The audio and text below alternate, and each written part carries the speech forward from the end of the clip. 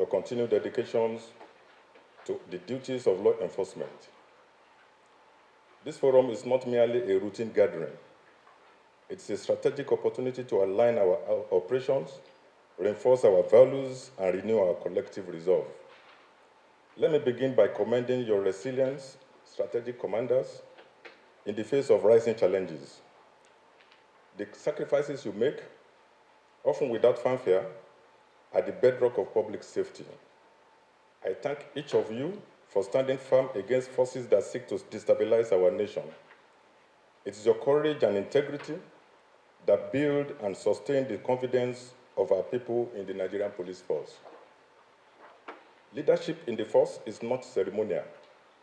It is earned daily on the field, by decisions that save lives, by judgment under pressure, and by integrity under scrutiny. That is why we must meet regularly to recalibrate our strategy, realign our focus, and renew our commitment. As we assess our performance today, we must begin with an honest recognition of the fact that security landscape in Nigeria is changing and changing fast. Our adversaries are no longer bound by geography, ideology, or conventional tactics. The threats are multidimensional, armed, digital, ideological, and transnational. Our response must therefore be coordinated, intelligence-led, technology-enabled, and community-rooted. We must adapt, we must innovate, we must respond with agility, strategy, and unyielding commitment to the rule of law. Recent months have shown that when we act decisively and collectively, we can achieve substantial results. Between June and July 2025 alone, we recorded the arrest of 5,488 criminal suspects involved in offenses ranging from kidnapping and armed robbery to cultism and homicide. We recovered 316 firearms, 2,884 rounds of ammunition, and retrieved 216 stolen vehicles. Most importantly, we rescued 170 kidnapped victims, many from treacherous and hard-to-reach areas. Behind each of these numbers lies a story of courage. Permit me to share a detailed performance review that underlines our recent progress. A total of 5,448 criminal suspects were arrested across key offenses: kidnapping, armed robbery, cultism, homicide, cybercrime, trafficking, and violent assault. We recovered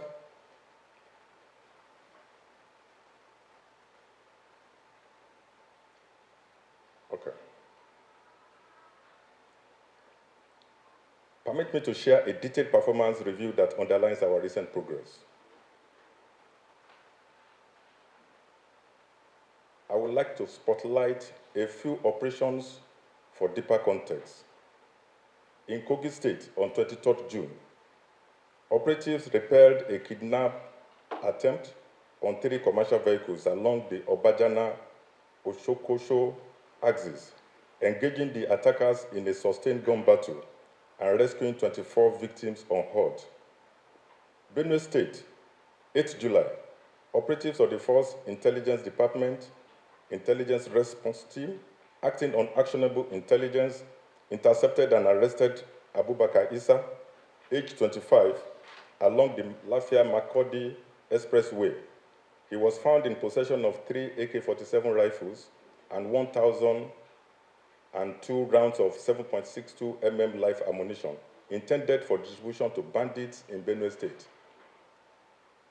In Benue State, between 10th and 17th July, operatives of the IRT stormed Abinsi town and successfully apprehended Jacob Adiku on 16 July 2025, recovering 3 AK-47 rifles and 220 rounds of live ammunition from his hideout.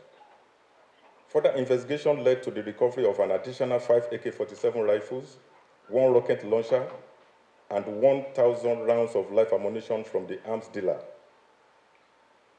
In Edo State, on 11th July,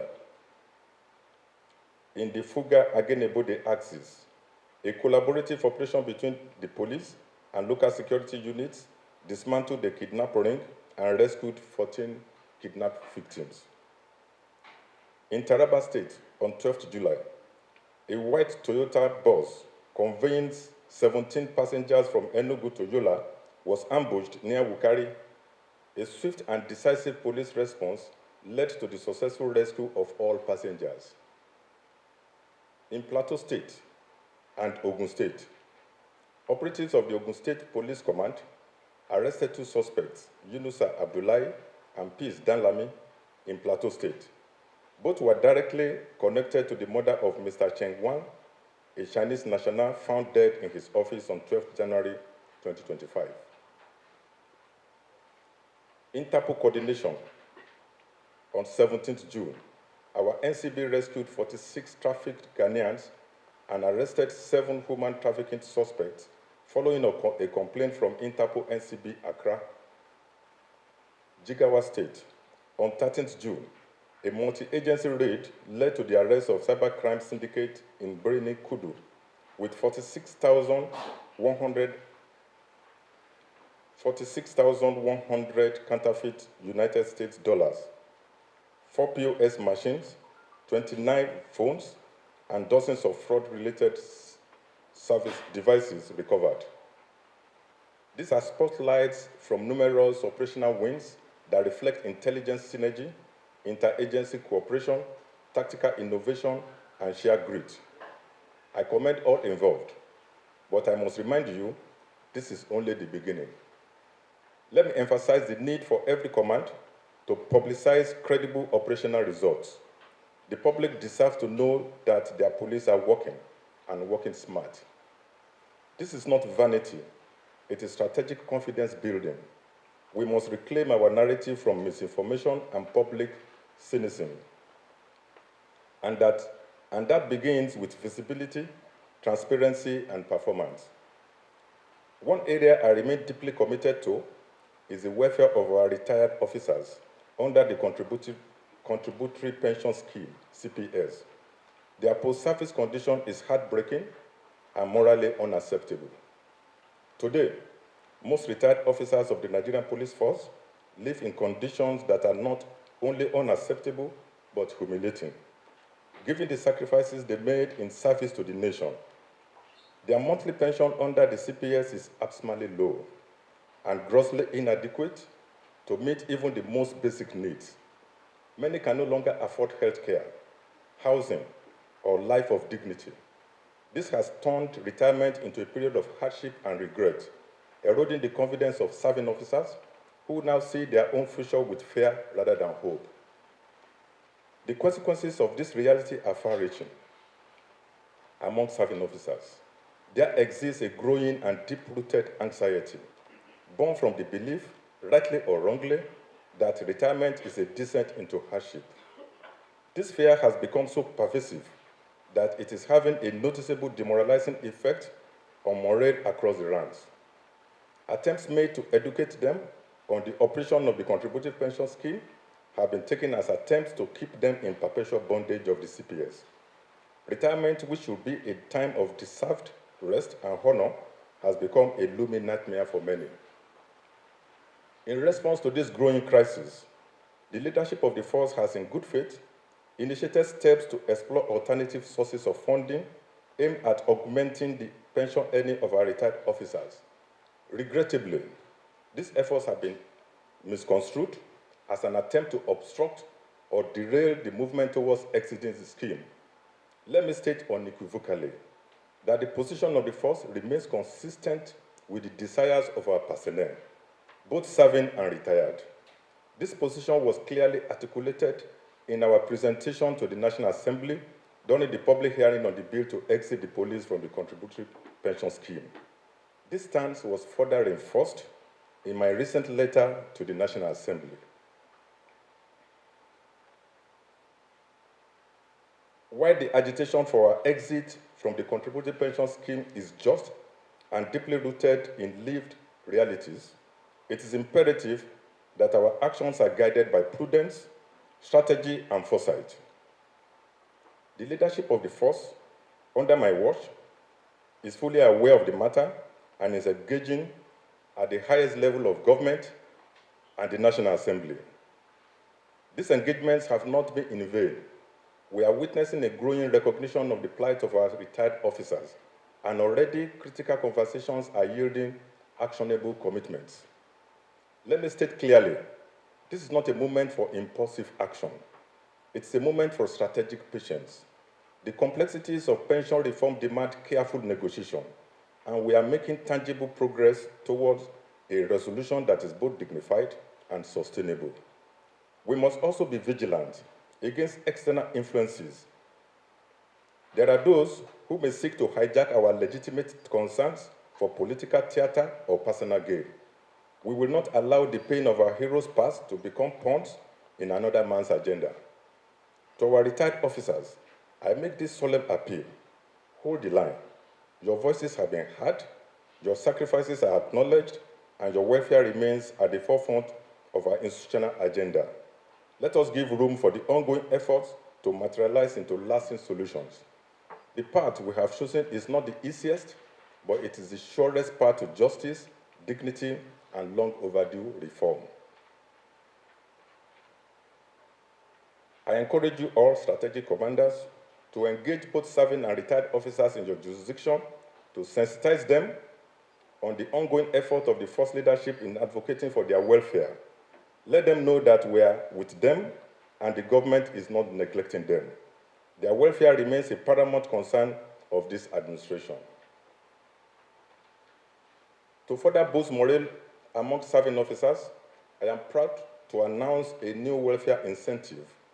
Any officer who wins the IGP's award for exceptional professionalism twice consecutively will now be eligible, will be considered for accelerated promotion.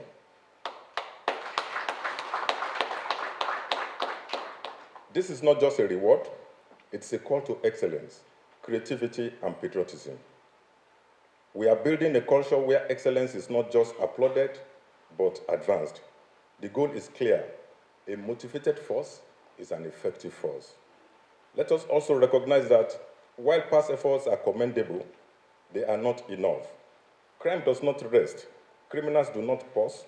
Our strategy must reflect that urgency. It must be proactive, data-driven, and seamlessly coordinated across commands and zones. We are already acting on this front. The force management team is expediting the distribution of resources, enhancing command coordination, and reinforcing collaboration with federal and community stakeholders. Our systems of internal supervision have also been strengthened to demand discipline and ensure operational efficiency. Leadership at your level is not a title, it's a daily performance. The example you set, the standards you enforce, and the culture you instill ripple throughout the entire force. I urge you, remain uncompromising in your pursuit of integrity, innovation, and accountability. To our fellow Nigerians, I offer this assurance. Your police force remains resolute in its commitment to justice, safety, and national unity. We will not be deterred, we will not be distracted, and by God's grace, we will not fail. Let us be remembered, not just for what we fought against, but for what we stood for. Trust restored, confidence earned, and a force transformed. Thank you for your service. Thank you for your sacrifice. May the Almighty God continue to guide us as we uphold the honor and integrity of this noble profession. God bless the Nigerian Police Force and the Federal Republic of Nigeria. Thank you. Wow, we can jam our hands together for the IGP once again.